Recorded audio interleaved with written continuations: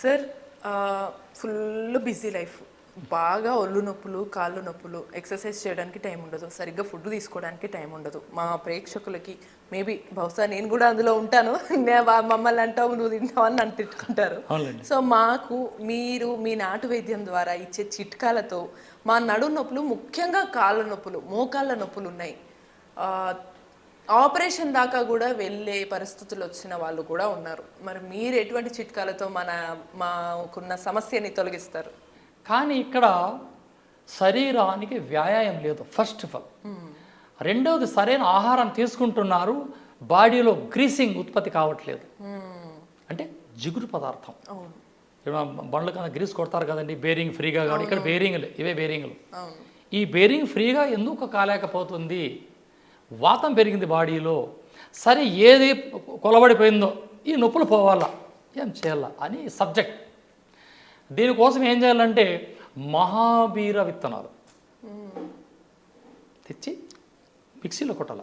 మనకు దొరుకుతాయి సార్ బయట? ప్రపంచమంతా దొరుకుతాయమ్మా. కరోనా వచ్చినకి చాలా భయపడిపోయి ఎక్కడ చూసినా ఆరోగ్యం తిరిగారు. ఇప్పుడు మహాబీర విత్తనాలు 200 గ్రాములు తెచ్చి, మహాబీర విత్తనాలు, దాంట్లో చిన్న చిన్న చిట్కా పుల్లలని పక్కన పెట్టండి, దాన్ని మిక్సీలో పౌడర్ కొట్టండి, కంటైనర్లో భద్రపరచండి, రాత్రికి నానేయండి, గ్లాస్ వాటర్లో 1 స్పూన్, పొద్దున్నే తాగేయండి.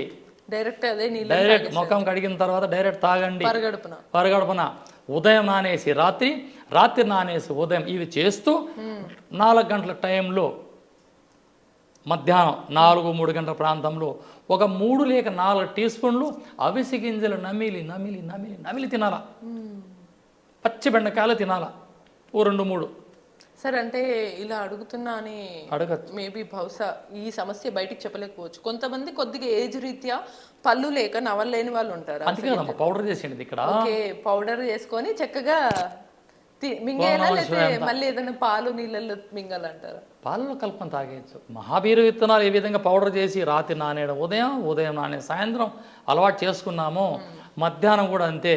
ఈ అవిసె గింజల చూర్ణాన్ని 1 స్పూన్ అలా నోట్లో వేసి సప్పరించండి, అని పాలు తాగండి లేదా నీళ్లు తాగండి.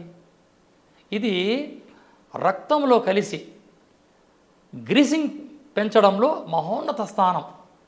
రోజు 2 బెండకాయలు ఏ విధంగా తినండి, అన్ని ఆకుకూరలు తినండి, క్యారెట్, బీట్రూట్, కోసి ఇవన్నీ తినండి.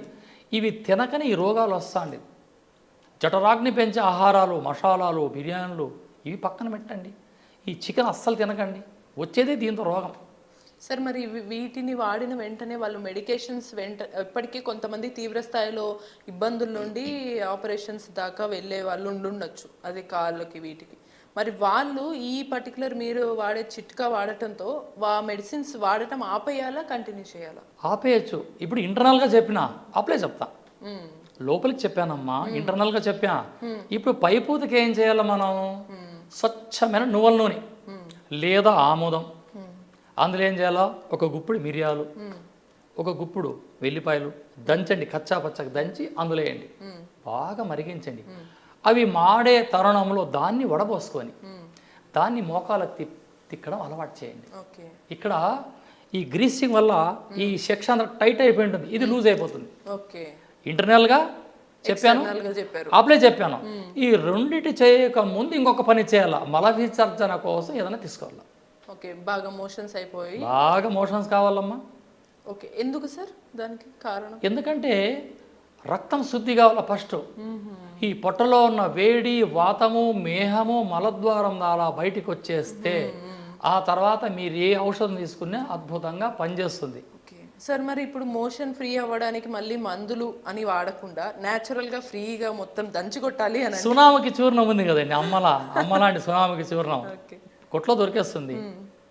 ఆ సునామకి చూర్ణం తెచ్చుకొని రోజు 1 స్పూన్ అలా గోరువెచ్చిన వాటర్లో 3 రోజులు వాడండి, దాని పని మనం చేసుకుని వెళ్ళిపోతుంది. పొద్దున్నే పరగడుపున, నైట్ పడుకొని. ఈ సునామకి చూర్ణం 3 రోజులు వాడే రోజుల్లో మజ్జిగ, మాంసము ఇటువంటి తీసుకోకూడదు, పెరుగు అసలు తినకూడదు, ఏది తీసుకోకూడదు, మధ్యాహ్నం కూడా తీసుకోవద్దు అసలు. 3 పూటలు ఎప్పుడు కూడా ఈ 3 రోజులు సునామకి చూర్ణం రాత్రి పూట మీరు నీళ్ళల్లో తీసుకుంటున్నప్పుడు, గోరువెచ్చని నీళ్ళల్లో తీసుకుంటున్నప్పుడు మీరు అసలు ముట్టకూడదు. మాంసం తీసుకోకూడదు, మాంసం, గుడ్లు, నీసు, ఇవి ఈ దరిద్రం ఏది తీసుకోకూడదు.